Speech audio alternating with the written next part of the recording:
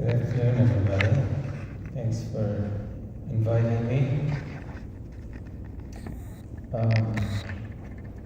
I guess I should introduce myself a little bit, I suppose, or claim my seat, my credentials.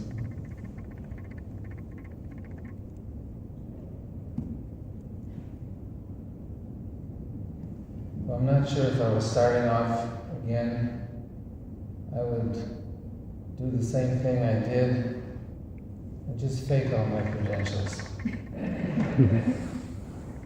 I would just set out a shingle and say, I'm here to teach peace and to practice quietude and to spread a little joy, to teach a little music,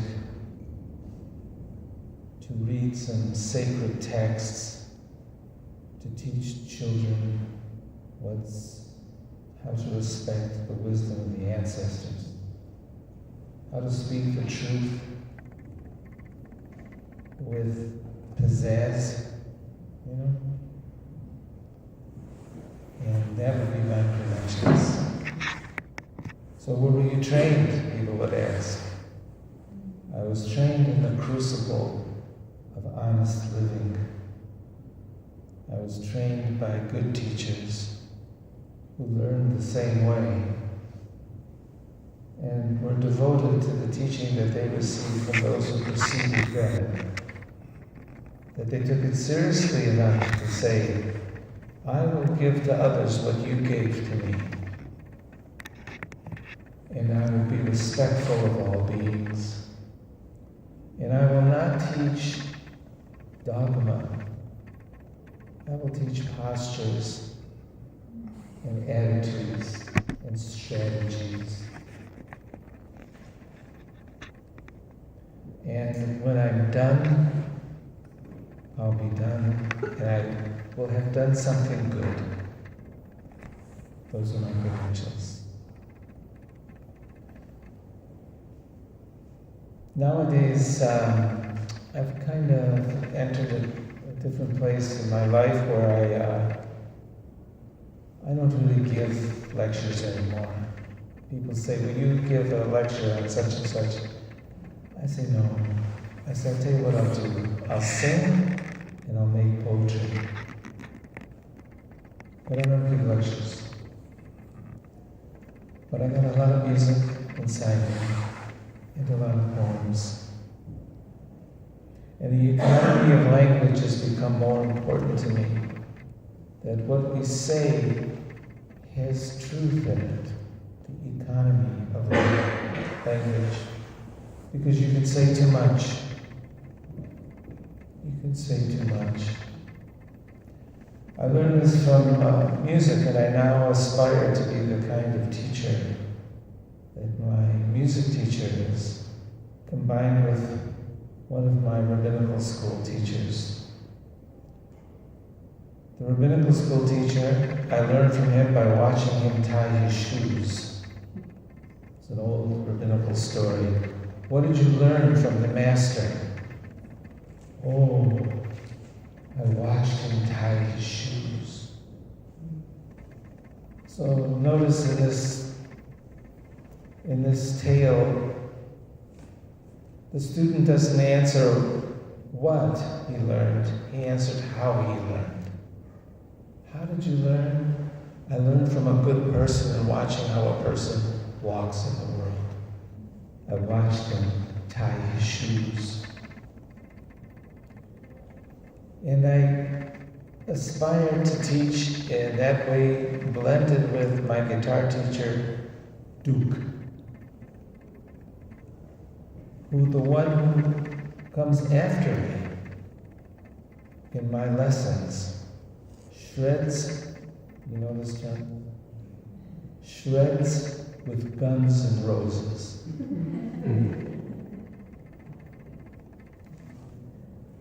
So try to figure where these roads are jumping. You cannot figure where these roads are jumping. So I'll play some tunes and I'll speak some poetry. I'll do it for 1/2 hour. And then we'll be done. As the King of Hearts said in Alice in Wonderland, go until you're done, then be finished.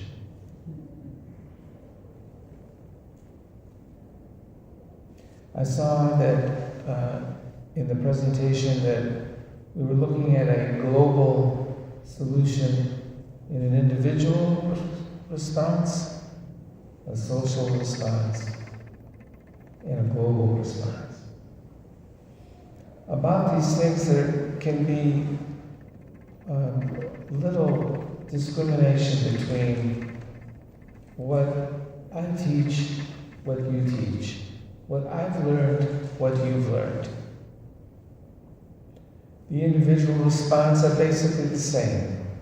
We're taught to spend some time in quiet, to let the truth rise, so to speak, within. That we have an inner point of truth, all of us. Through the individual, we open up onto the universal. And we taught techniques to access the universal through the quiet arts of the individual, the sitting quietly. We have the same techniques. So our individual responses are stunningly similar all over the world. Our social responses are likewise similar. We're taught, be in community, know and let yourself be known in honest and truthful, compassionate ways. Be compassionate to all living things. Give yourself over to the primary response to existence, which is to love. Whatever the challenge, the response is always more love, more presence, more giving, more being. We're taught the same things. To be in community, to have a community, to not practice aloneness, and to let no one go dark on our watch. So what's so elusive about the global solution? Why is this so elusive for us? What if we went out onto Smiley Road and we stopped automobiles and we said, I'm taking a poll. Can you sit for a poll? I'll give you a sandwich. Well, what kind of sandwich do you eat? Or a peanut butter sandwich. Is it crunchy or smooth? Well, everybody knows that the ultimate in peanutism is smooth peanut. I prefer crunchy. Well, I'll give you then a meat sandwich. No, I'm not a meat eater. I'll tell you what, take my poll. I'll give you a potato sandwich. What kind of sandwich is potato? I'll give you a bread sandwich then. A pure sandwich, bread. Bread on bread. This is a sandwich. So I may never get to the poll. I may never get to the dialogue even, because we have preoccupied ourselves with details that distance us from our prize. The prize was global. I was about to ask about global peace, about nonviolence and the pursuit of a global solution. I was about to ask them passing on Smiley Road, can you join with me in my dream of global nonviolent peace through nonviolence? But we may never get there, because we've got distracted by peanut butter, the nature of the sandwiches I offered, and the details of the pursuit, which are beside the point. In my tradition, they have this curious story about, it's from the Talmud. The Talmud is, the oral tradition, O-R-A-L tradition in Judaism. We have Torah. Torah means teaching. It's a generic term as well as a specific term. In a specific sense, Torah is the scroll that in a synagogue, it would be here. I could open it up, I could roll it out, and it contains 5 books of Moses. That's a specific sense. But it has a general sense. Torah is teaching. The root of it means teaching. So we have teaching, not so much dogma. We don't have necessary ideas. We have teaching. We have dialogue with teaching. We have teachers. We have communications with teaching. We have the never-ending pursuit of truth, which reveals more teachings. We call this Torah. In a generic sense, it covers all of it.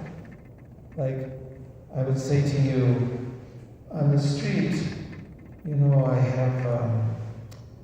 taking care of these 3 doggies now, and I have to go home and let them out, but I get tangled up in their leashes when I take them outside.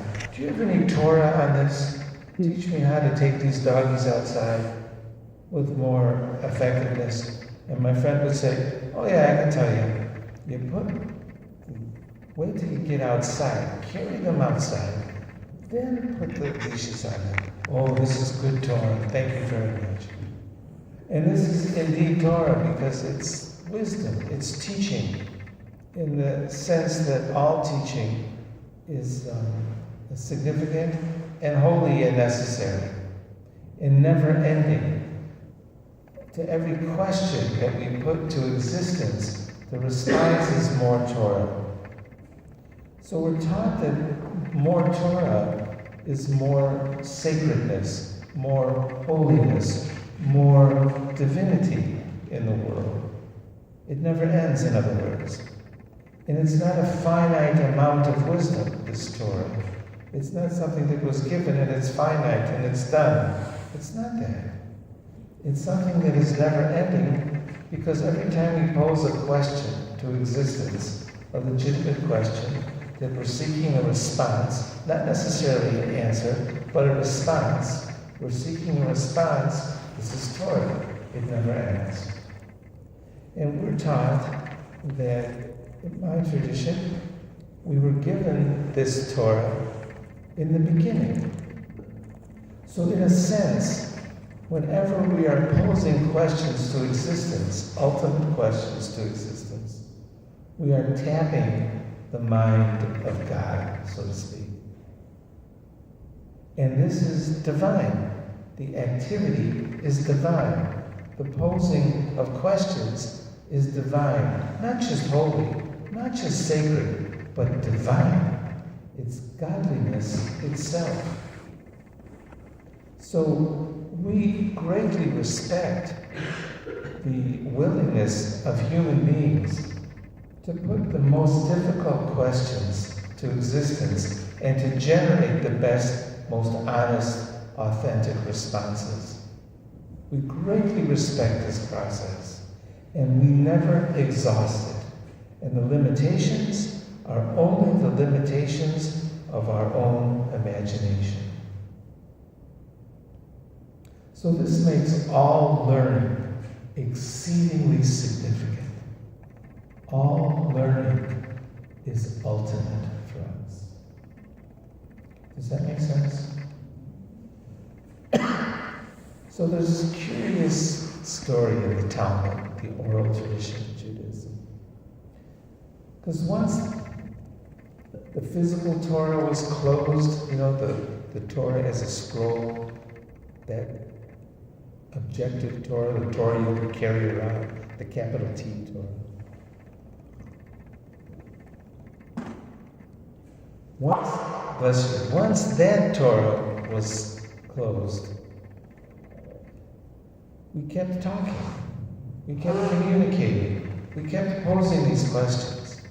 And there came a time in the posing of those questions that somebody said, we're depending on the great memories of our communities to remember these dialogues. What if somebody forgets? So lest somebody forget, we should write this down too. We need to start documenting this also. That became the first level of the Talmud. And once that closed, we said, we're continuing to pose these good questions. Who's going to remember this? So we generated more literature, more literature, and more literature. And I don't think anybody in the history of the world has created more paper than my tradition. We create a lot of paper. So there's this curious story in the Talmud where it says, one of the great teachers, one of the first, one of the great rabbis, he said, if we could do one thing, one valued, ultimate, holy thing, then right twice, the world would be redeemed. If we could do this one thing, just right,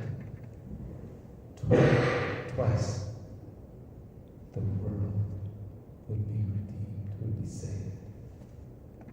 I always thought, that's a strange story. And it was often quoted because the man whose name it was given in was a very holy teacher.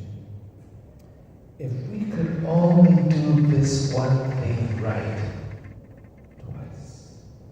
So I thought about it, and I said, in one sense, it makes, if you could do something right, you might come on to doing something right once, by accident. You might do something right once, really right, just right. You might do it once, without a lot of preparation, without a lot of consciousness, and without much memory of it even. But you say, I did it just right once. But if you can do it twice, you're on to not only something deeper, but you're also something that you can teach others. Because you've deepened yourself to the activity enough that you're able to reproduce it. That means you can teach it. That means you can demonstrate it in your living. And if you can demonstrate it in your living, we believe that's the highest form of our teaching.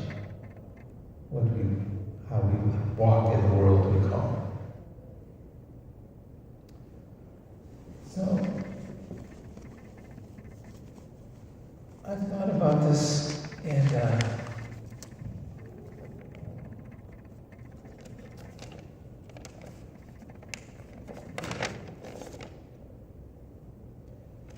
was carrying around this document. It's 3,000 years old. I've been carrying it for 3,000 years. I carry it in my pocket so I can get at it when I need it. It says here, if you are speaking in a large room, it's full of Buddhists and others who say they are Buddhists. They say, hey, we're all Buddhists here. And you agree with that.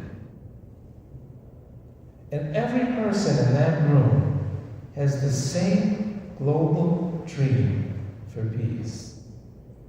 One night, any night, the world will be redeemed. And then I turn the page to the other side of the paper it says, however, if one person in that room does not have the same dream, start over. Share your dream. And one day, everyone in your room might have the same dream for peace, global. And on that day, it will come to pass.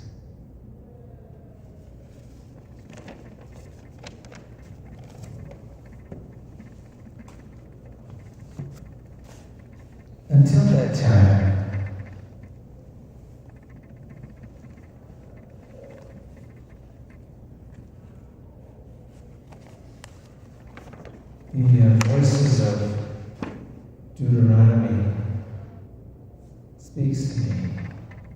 I sit down on that bench in front of Starbucks waiting for the light to change. And sitting next to me is Deuteronomy. And Deuteronomy says, make peace, pursue justice.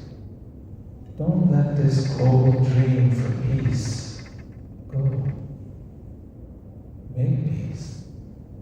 If it was easy, everyone would be doing it. One day I was sitting there and the voice of Leviticus said to me, make peace. And Leviticus's mom said, make peace. Bring something of yourself when you do it. Make it an offering, your peace. Not just an idea. Make it an offering of yourself. Bring your offering, said Mama Leviticus. Make peace that way. And Amos sat there with me on that bench and spoke to me. And Isaiah came and spoke to me. And Jeremiah came and spoke with me. And Micah came and spoke with me. And they nudged me.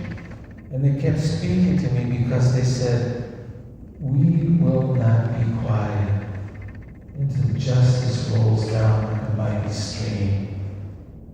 You will not silence us until you make peace.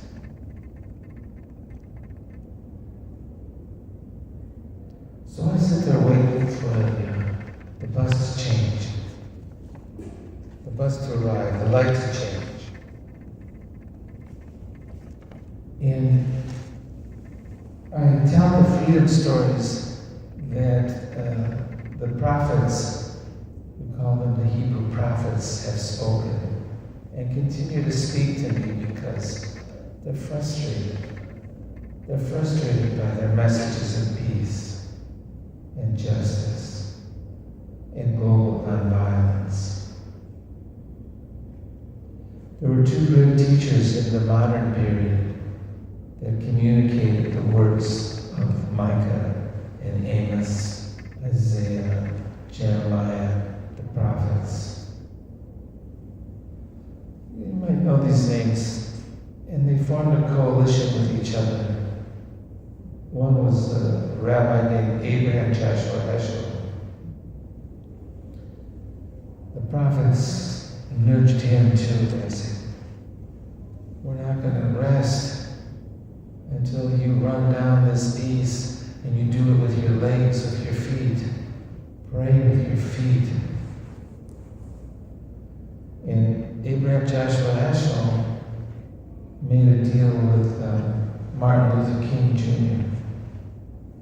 And they marched together in Selma in 65.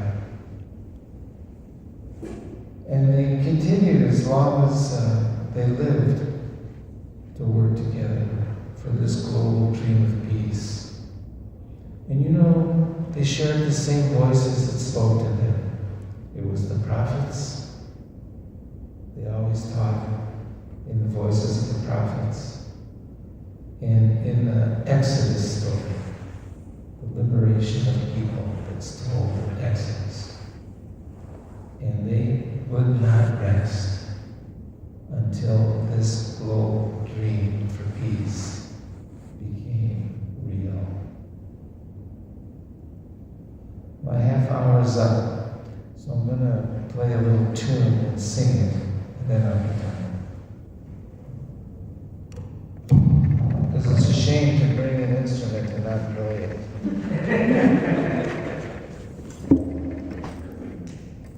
Welcome to the event.